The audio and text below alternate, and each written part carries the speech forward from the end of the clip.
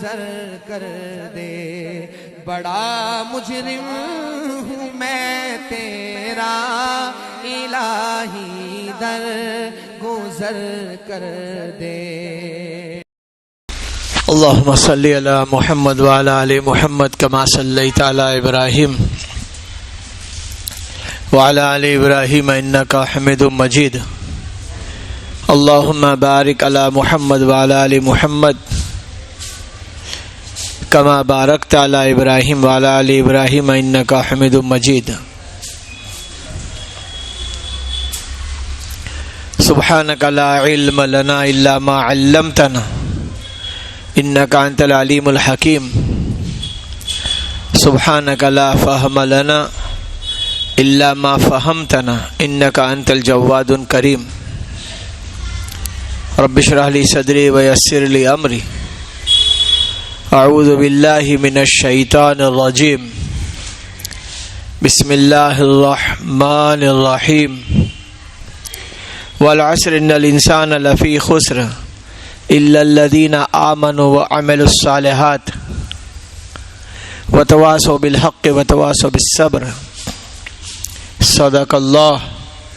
صدق اللہ مولانا العظیم وصدق رسولہ النبی الکریم،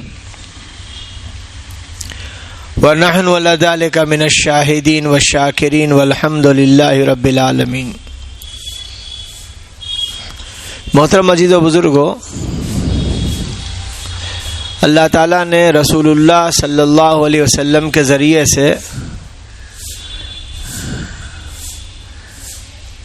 زندگی جینے کا ایک طریقہ بتایا ہے۔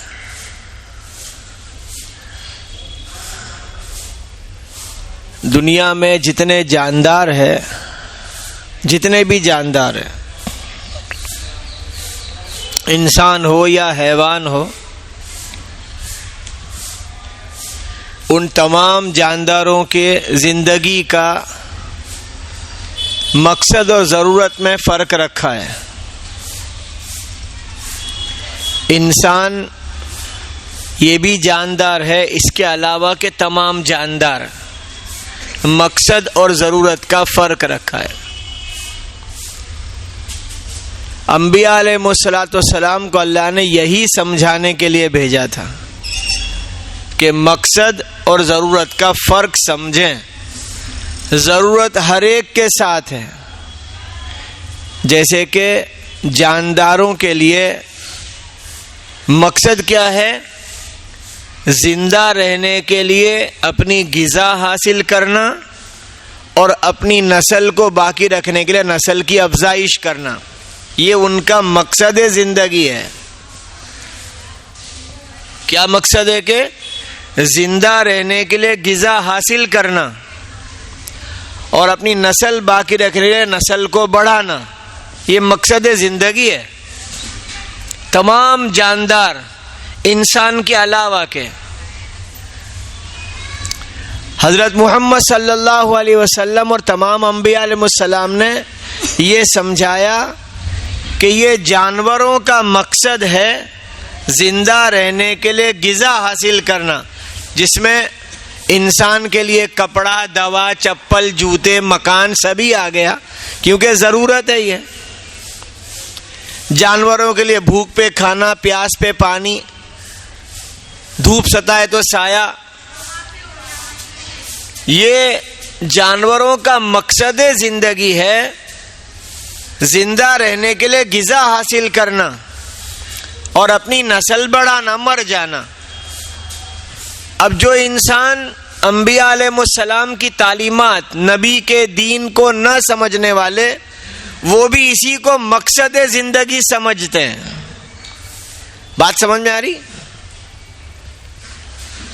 کہ کھانا ملے اچھے برتن میں، کپڑے پہننے ملے ایک سے ایک، مکان بن جائے عالی شان شاندار، کوئی نوکری دھندا ایسا مل جائے کہ خوب پیسے آویں، گھر کے باہر سواریاں کھڑی ہو، اور شادی کا موقع آوے تو دھوم دھڑاکے کی مہنگی شادی کریں۔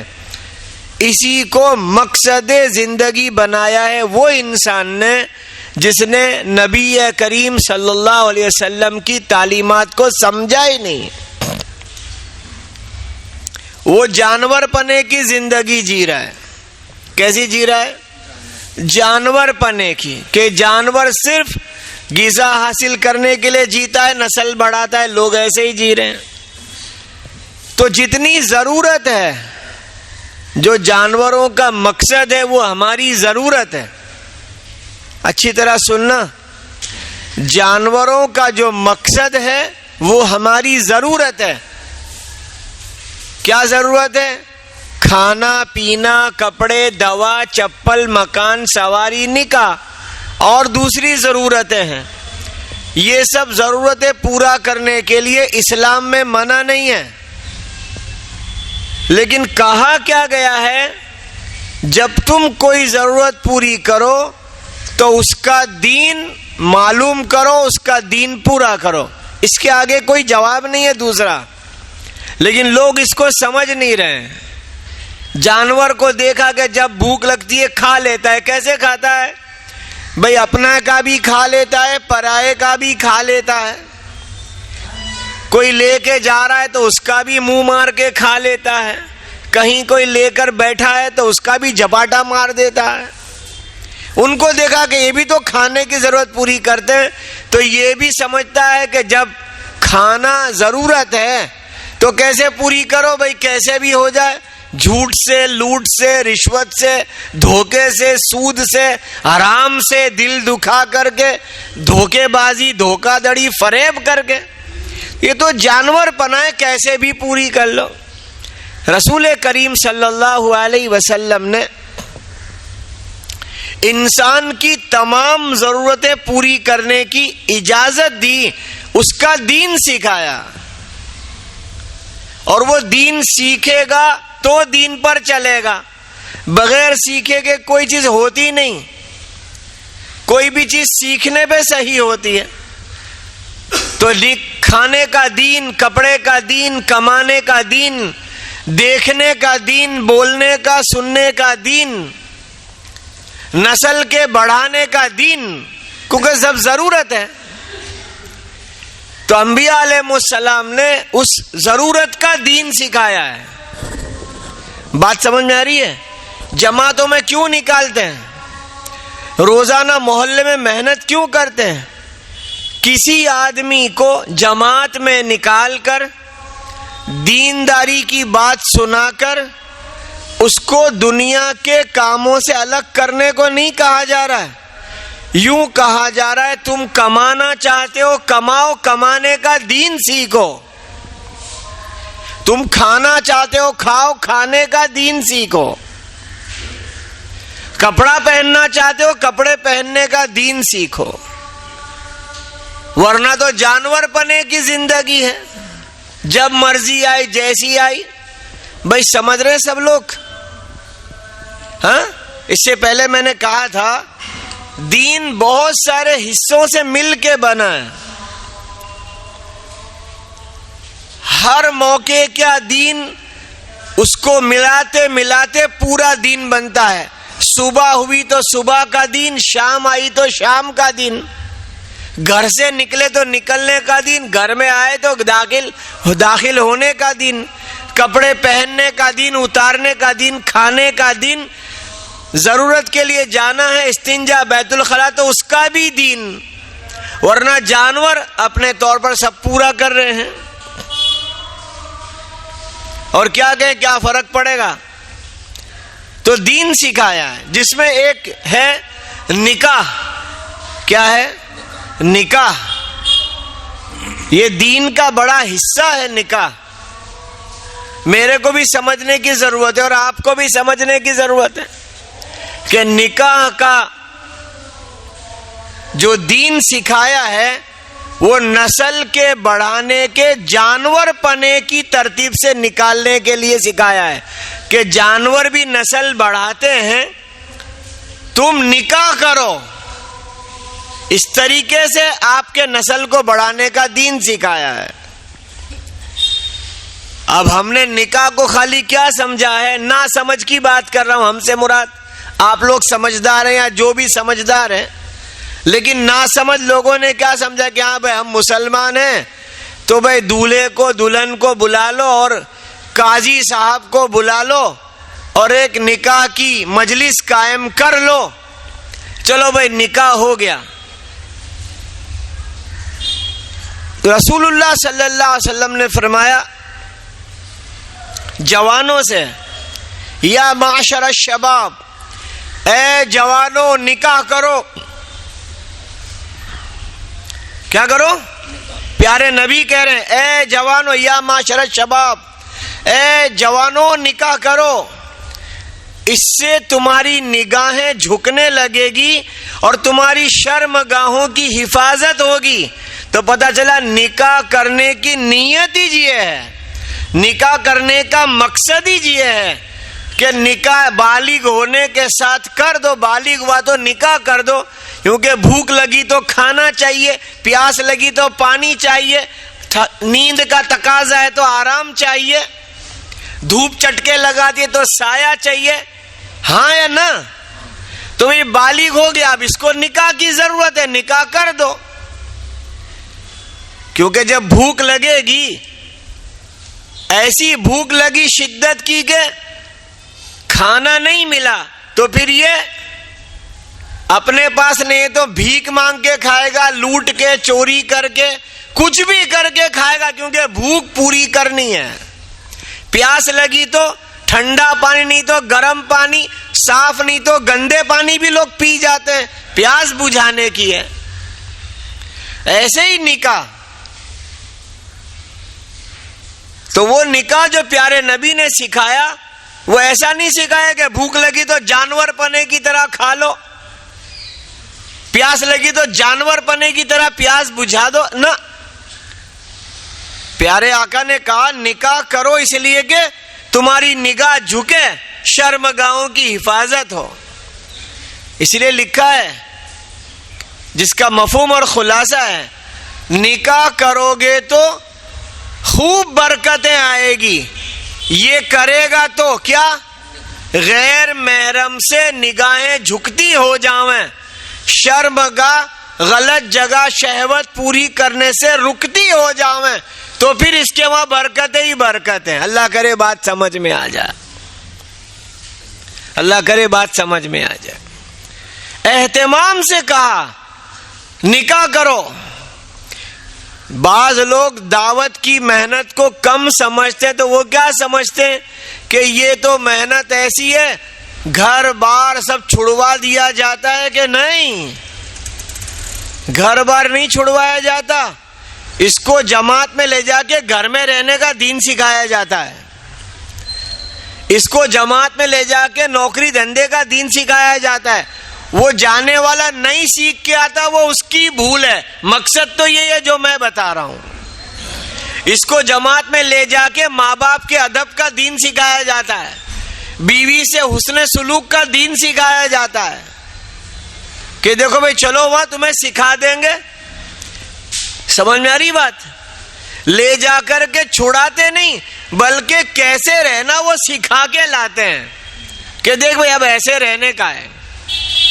اس کو وہاں رکھ نہیں لیتے. جیسے اور دیگر مذہب میں ایسا ہے، مذہبی بننا ہو تو گھر چھوڑ کے ہی نکل جاؤ. مذہبی بننا ہو دیگر مذہب میں، مذہبی بننا ہو تو تمہیں اس مذہب کا دیندار دکھنا ہو تو نوکری دھندے چھوڑ دو، شادی والی زندگی ختم کر دو. یہ ان کی بہت بڑی غلطی ہے، اور حیوانیت اور وحشی زندگی جینے کی ترتیب ہے. ہمارے نبی کی ترتیب یہ نہیں ہے صلی اللہ علیہ وسلم. اہتمام سے کہا نکاح کرو. اب اس وقت نکاح بہت ہو رہے ہیں، جگہ جگہ نکاح ہو رہے ہیں. تو میں عرض کرتا ہوں، درخواست کرتا ہوں ان لوگوں سے جس کو دوسرے دیندار سمجھتے ہیں، ہے کہ نہیں وہ تو اللہ کو معلوم ہے، لیکن جس کو لوگ دیندار سمجھتے ہیں، چہرے پر کچھ ہے، سر پر کچھ ہے، کچھ ایسا محلے میں نکلتا ہے، جب تک ان کے گھروں کے نکاح میں نکاح والا دین نہیں آئے گا، وہاں تک ہمارے سماج سے نکاح والے دین کی خرابیاں دور نہیں ہوگی. جو نکاح میں خرابیاں داخل ہیں نا آج، وہ ساری خرابی دور کرنے کی شروعات کون کرے گا؟ جن کو لوگ دیندار سمجھ رہے ہیں یا جو اپنے کو دیندار سمجھتا ہے وہ سب سے پہلے شروعات کرے. تو ہمیں جاننا پڑے گا کہ انبیاء علیہ السلام کے نکاح کیسے ہوئے تھے. موجودہ لوگوں کی دینداری مت دیکھنا، کیا ان کے وہاں ایسا نکاح ہوا، یہ تو یہاں کے محلے کے سب سے زیادہ ایسے ہیں اور یہ تو ہمارے شہر کے ایسے ہیں تو ان کے وہاں شادی بھی، یہ نمونہ نہیں ہے. رسول کریم صلی اللہ علیہ وسلم مکۃ المکرمہ میں جب قبیلہ بنو سعد سے واپس آ گئے، دائی حلیمہ سعدیہ رضی اللہ تعالی عنہا جب مکہ چھوڑ کر گئیں، چند دن اپنے پاس رہا. قبیلہ بنو سعد میں آپ کی پرورش ہوئی بچپن میں، جو طائف کے قریب کا علاقہ ہے. پھر مکہ چھوڑ کے چلی گئیں. تھوڑے بڑے ہوئے تو بکریاں چراتے تھے رسول اللہ صلی اللہ علیہ وسلم. اس کے بعد تھوڑے اور بڑے ہوئے تو اونٹ چراتے تھے. تو اونٹ چرانے میں ایسا ہوتا تھا کہ جو اونٹ چراتے تھے وہ ان کے خود کے بھی تھے اور دوسروں کے بھی تھے. ہمارے نبی کے ایک اونٹ چرانے کے ساتھی دار، جس کو یوں کہے پارٹنر، وہ بھی تھے. تو جیسے آج کرائے میں گاڑیاں ہم کرتے ہیں نا، رکشہ کرائے کی لے کر بیٹھ کے جاتے ہیں، ہوائی جہاز ہم کرائے کا ٹکٹ کرایہ دے کر کے ہوائی جہاز میں، وہ زمانے میں اونٹ کرائے پر دیے جاتے تھے، 2 دن کے لیے، 1 دن کے لیے، 3 دن کے لیے. اس کے رولز ریگولیشن جیسے کہ آج ہیں، بھائی پیٹرول تمہارے بھرانے کا، یہ سب جو بھی آج کے قاعدے ہیں، ٹول ٹیکس تمہارے بھرنے کا، ڈرائیور کو بھی کھانا کھلانے کا. کیوں؟ مولانا انوسا پونا والے کہتے تھے کسی نے کار خریدی ہو تو اس کے محلے والے اس پہ اتنے سارے تقاضے ڈالیں، بھائی آج وہاں جانے کا ہے، آج وہاں جانے کا ہے، تو بیچارہ کار بھی لاوے، رستے میں کھانا بھی کھلاوے، گھر کے دروازے سے لے جاوے، گھر کے دروازے پہ چھوڑے، رستے کا ڈیزل کا خرچہ بھی خود کرے. تو کہ اتنے تقاضے آوے کہ یا تو وہ کام چھوڑ دے وے یا کار بیچ دے وے. سمجھ میں آئی بات؟ اللہ کرے بات میرے اور آپ کی سمجھ میں آ جائے. آپ کرائے پر اونٹ دیا کرتے تھے تو ایک مرتبہ حضرت خدیجۃ الکبریٰ رضی اللہ عنہا کی بہن نے اونٹ کرائے پر لیا اور کرایہ نہیں دیا. تو جو ساتھی دار تھے محمد صلی اللہ علیہ وسلم کا، جاؤ کرایہ لے کر آؤ، تو وہ کرایہ وصول کرنے گئے. ایسا بار بار ہوتا رہا. ایک دن حضرت خدیجہ رضی اللہ عنہا کی بہن نے کہا تم کرایہ وصول کرنے آتے ہو، تمہارے ساتھی کیوں نہیں لاتے جن کا نام محمد ہے؟ تو وہ کہنے لگا کہ وہ بہت شرمیلے ہیں، ان کے زندگی اور مزاج میں حیا ہے. وہ کہتے میں نہیں جاؤں گا کرایہ وصول کرنے، آپ جاؤ. تو حضرت خدیجہ رضی اللہ عنہ کی بہن نے اسی وقت ہمارے نبی کے ساتھی اور اپنی بہن خدیجہ الکبریٰ بیٹھی تھی، محمد صلی اللہ علیہ وسلم کی بہت تعریف کی، آپ کے اخلاق، آپ کا نرم مزاج، آپ کا شرمیلا پن، آپ کی حیا. تو اس تعریفی جملے سے سیدہ خدیجہ کے دل میں خیال آیا کہ میں 40 سال کی تو ہو گئی ہوں لیکن بیوہ ہوں، ان سے نکاح کر لوں، جبکہ وہ کنوارے اور 25 سال کے ہیں. لیکن نکاح کا دل میں خیال آیا، اللہ کی طرف سے آتا ہے خیال. تو پیغام بھیجا، نکاح کا پیغام بھیجا. یہ ایک سبق میں سمجھانا چاہتا ہوں اپنے آپ کو بھی، آپ کو بھی.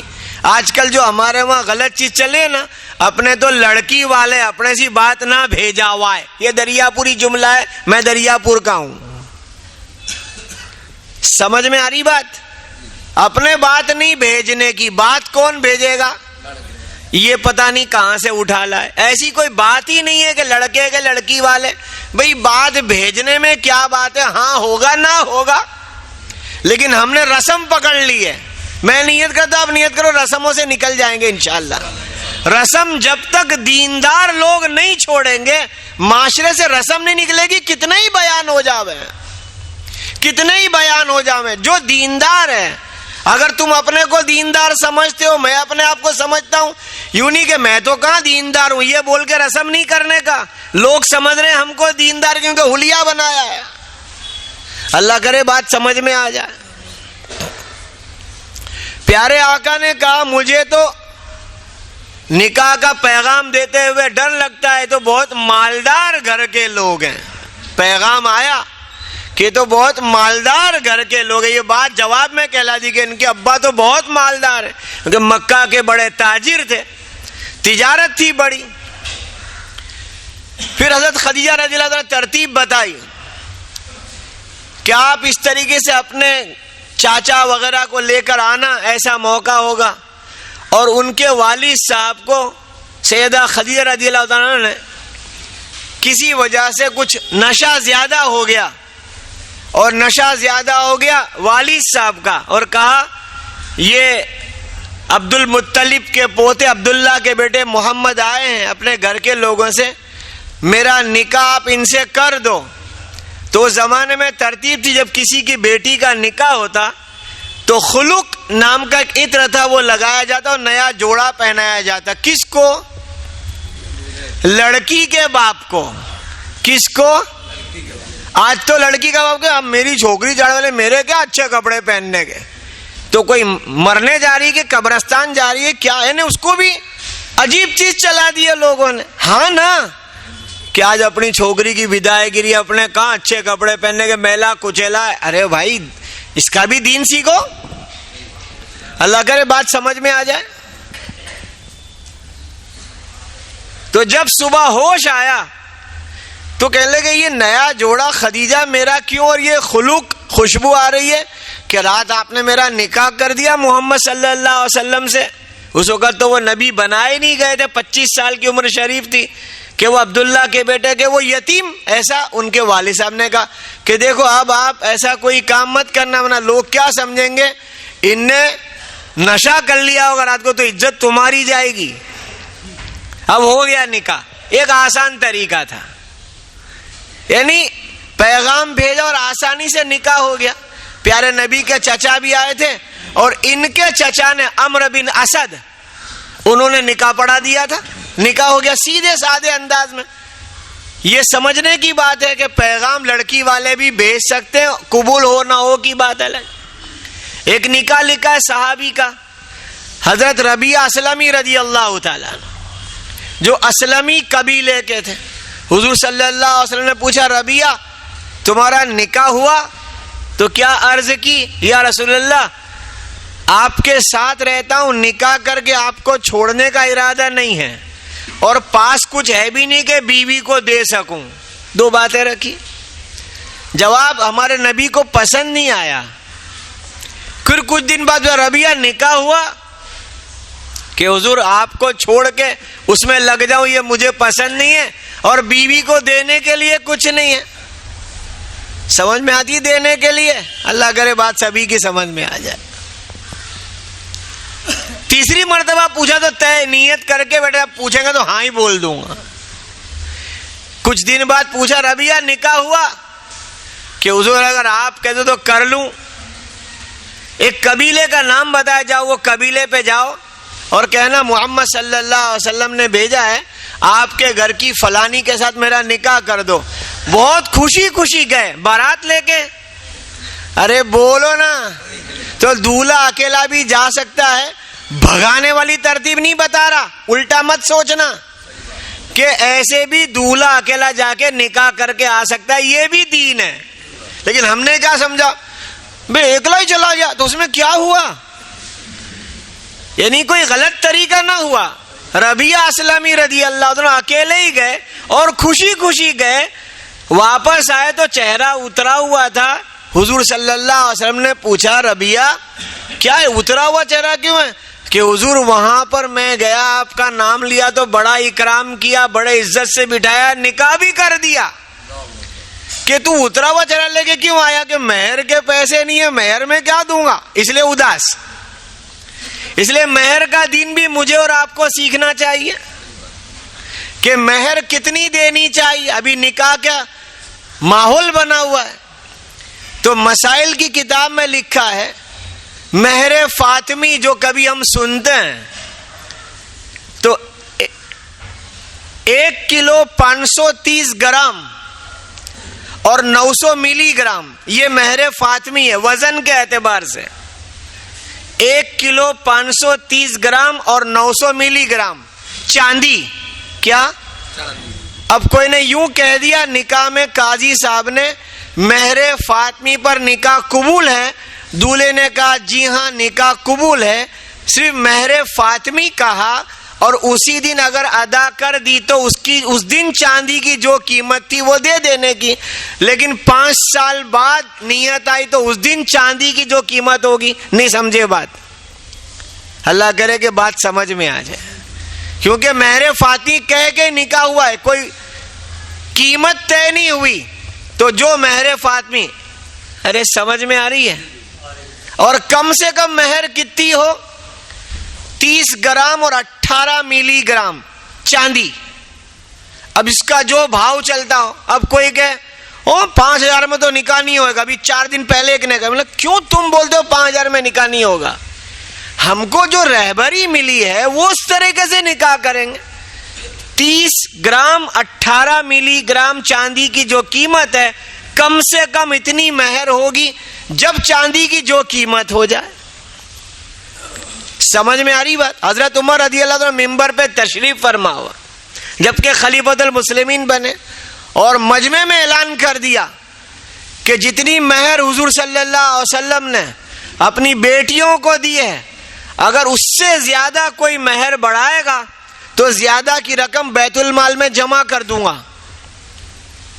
پھر کہا مہر بڑھانا کوئی فخر کی بات نہیں ہے, کوئی عزت اور سرخروئی کی بات نہیں ہے. اتنا کہہ کے ممبر سے اتر کے ایک بڑھیا آئی, عمر تیری بات مانے کہ قرآن میں اللہ نے لکھا وہ بات مانے؟ حضرت عمر نے کہا کہ اللہ نے جو قرآن میں کہا وہ بات مانے. تو فوراً سورہ نساء کی آیت نمبر 20 پڑھ دی جس میں لکھا ہے اللہ کی طرف سے بات کہ جتنی زیادہ مہر دے سکو اپنی استعداد کے مطابق. ہندوستان میں ایک شہر ایسا بھی ہے جہاں بڑی لمبی لمبی مہریں باندھتے 5 لاکھ. نہیں سمجھے بات؟ وہ میں جگہ بیٹھا ہوں میں نے خود نے بھی سنا ہے, آپ میں سے بھی کتنے لوگ گئے ہوں گے. 5 لاکھ مہر. ان کو میں نے پوچھا تو کہ ابھی نکاح ہو گیا دیں گے نہیں دیں گے کی؟ ارے میں نے بولا بھائی اس کا بھی دین سیکھنا چاہیے. بڑھیا نے آ کے پوچھا عمر تو کہہ رہا ہے تیری بات مانے کہ قرآن میں اللہ کہہ رہا ہے وہ بات مانے؟ کہ اللہ کی بات مانو, کہ اللہ تو کہہ رہا ہے جتنی زیادہ مہر تم دے سکو, لیکن اپنی استعداد کے اعتبار سے کہ ادا کرنے کی اتنی ہمت ہے, استعداد ہے. فوراً ممبر پہ چڑھ کر روتے ہوئے کہنے لگے ہر ایک عمر سے زیادہ جانتا ہے, ہر ایک عمر سے زیادہ جانتا ہے, ہر ایک عمر سے زیادہ جانتا ہے. اللہ کی بات مانیں گے, اللہ نے جو کہا وہ کریں گے. لہذا بھائیو ہم مہر کا بھی دین سیکھیں. لڑکا لڑکی والے مل کر بیٹھیں اور مہر کتنی ہو, نقد ادا ہوگی یا بعد میں ادا ہوگی, یہ بھی سمجھنے کا ہے. ربیعہ اسلمی کو یوں کہا کہ بھئی میرے پاس تو کچھ ہے نہیں. ان کے بھائی کو نبی نے آواز لگائی بریدہ یہ تیرے بھائی کا نکاح ہوا, اس کے بعد دینے کے لیے جا کچھ لے کر آ. تو کچھ لوگوں کے بعد جا کے کھجور کی گٹھلی کے برابر ایک سونا لے آئے. پیارے نبی نے کہا لے ربیعہ جا دے کر آ. اب وہاں دینے گئے تو خوشی خوشی بارات لے کے, ارے بولو نا, اکیلے ہی جا کے گئے, آئے تو اداس چہرہ. کہ اب کیا ہوا؟ مہر ادا نہیں کی؟ کہ میں گیا تو میرا بہت اکرام کیا انہوں نے, مجھے بٹھایا اور اکرام کیا اور مہر تو ادا کر دی, اب کل ولیمے میں کیا کھلاؤں گا, میرے پاس تو کچھ ہے ہی نہیں, اس لیے اداس. پیارے آقا نے کہا ارے بریدہ تیرے بھائی کا ولیمہ ہے, کہیں سے کوئی بکرے کا انتظام کر لو. وہ زمانے میں بکرا بکری سستے میں سستا ولیمہ تھا. نہیں سمجھے بات؟ بکری سب سے سستی تھی. جیسے کہ آج کے زمانے میں سادی ابلی ہوئی دال اور چاول کوئی کھلا دے نکاح کی دعوت میں, شاید کوئی ہمت والا مل جاوے. سمجھ میں نہیں آئی بات؟ ابھی پرسوں تو ایک نے مذاق میں کہا ایک کو, تم مرو گے نا تو مرنے میں بھی اسٹارٹر بھی رکھیں گے. نہیں سمجھے بات؟ تاکہ اب یہ بھی چلے کہ بھائی انہوں نے مرنے میں 3 اسٹارٹر رکھے تھے میت میں. نہیں سمجھے بات؟ جیسے نکاح کا شروع ہوا اسٹارٹر اور بعد میں کھانا. اللہ ہمیں سادگی والی زندگی سکھا دے. تو کہ جا برے تھا تو وہ ایک مینڈھا لے آئے, مینڈھا یعنی گھینٹا. پھر کہا جس کا نکاح وہ سے ربیہ جا میرے گھر جاؤ اور عائشہ صدیقہ سے کہنا کہ گھر میں جو پڑے ہیں. تو وہ ٹوکرے میں جو تھے, ٹوکرا دے دیا باہر, سر پہ ٹوکرا. کون؟ دولہے میاں کے سر پہ ٹوکرا اور گھینٹا ہاتھ میں پکڑ کے لے آئے کہ حضور یہ آ گیا ولیمے کا سامان, کیا کروں؟ کہ جا واپس جاؤ اور جا کے ان کو دیکھ رہا کہ دونوں پکا دو. امی جان نے کہہ دیا روٹی ہم پکا دیں گے, سالن تم بناؤ. صاف ستھرے لوگ تھے, بناؤ گیری نہیں تھی, دل میں کچھ زبان پہ کچھ نہیں تھا کہ روٹی ہم بناتے سالن تم بناؤ. یوں نہیں کہ لے تو لے میں, ارے یہاں تو یوں ہے مر جاویں کیا کریں. ان کے تو خالی جملے نہیں تھے, جو دل میں تھا صاف بات زبان پہ آ گئی. وہ جانور لے کر آئے, حضور صلی اللہ علیہ وسلم نے کہا بھائی تم اور تمہارے بھائی مل کے بنا لو. دونوں بھائی, دولہے میاں دولہے کا بھائی, کیا کر رہے ہیں؟ سالن بنا رہے ہیں. اور یہ ہو گیا ولیمہ. حضور صلی اللہ علیہ وسلم نے ایک چھوٹی سی زمین دے دی کہ تمہارے پاس کچھ ہے نہیں, بیوی لائے ہو, اس زمین پر محنت کرنا, اللہ جو تمہیں برکت دے دے.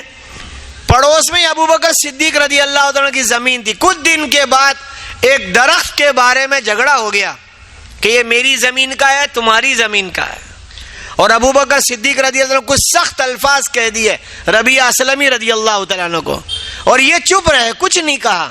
لوگوں نے کہا اسلمی قبیلے والوں کہ تم بھی سامنے جواب دیتے کہ تمہیں پتا ہے یہ ابو بکر ہے, اگر میں کچھ بول دوں گا انہیں برا لگے گا تو اللہ کے نبی ناراض ہو جائیں گے, اور اللہ کے نبی ناراض ہوں گے تو اللہ ناراض ہو جائے گا, تو ربیعہ برباد ہو جائے گا.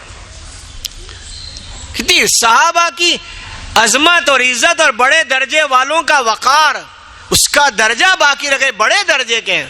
اور حضور صلی اللہ علیہ وسلم ابو بکر صدیق آ کر کہہ رہے ہیں دیکھو میں نے ذرا سخت کلامی کر دی, ربیعہ کو میں نے ڈانٹ دیا, اب وہ میرے کو کچھ بولتے نہیں ہیں. وہ بھی کیوں گھبرا گئے؟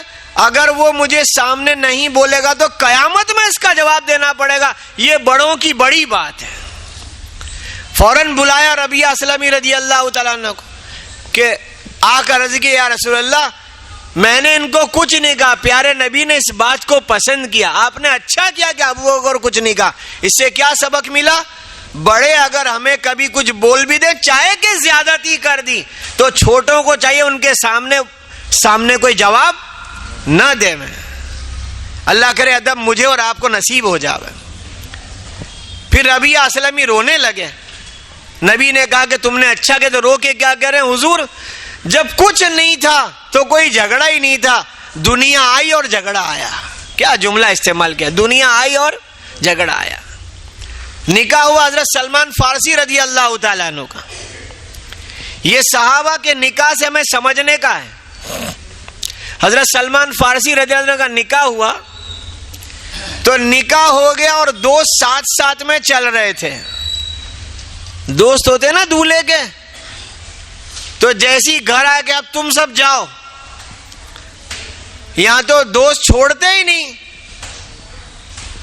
سمجھے بات, چھوڑ کے چلے جانا چاہیے. دوست لے کے چلے جاتے ہیں اس کو کہاں کہیں بھی, اور 1 بجے 2 بجے واپس لاتے ہیں. ارے بھائی تم سے نکاح ہوا, جس سے نکاح ہوا اکیلی بیٹھی انتظار میں. اللہ کرے بات سمجھ میں آ جائے. حضرت سلمان فارسی اپنے دوستوں کے تم سب جاؤ, وہ چلے گئے. جیسی کمرے میں داخل ہوئے تو اندر کمرہ سجایا ہوا تھا, دیواروں پر بہت سارے پردے لگائے تھے. یہ کمرے کو سجانے کا دین. سجاتے سمجھ میں آتی بات؟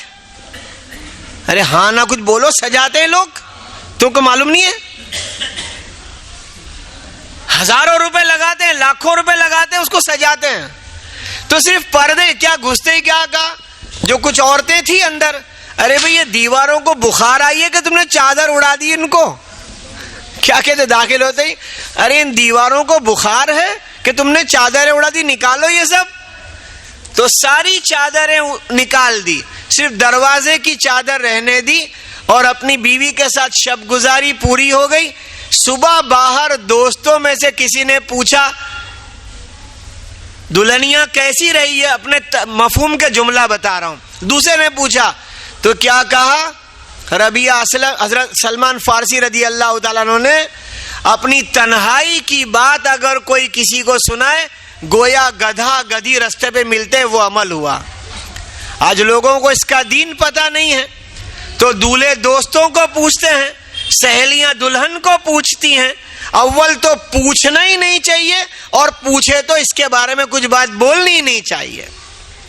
یہ بے شرمی ہے، یہ بے حیائی ہے۔ ہم دین نہیں سیکھیں گے، دکھنے کو دیندار ہوں گے لیکن دین پر جمے ہوئے نہیں ہوں گے۔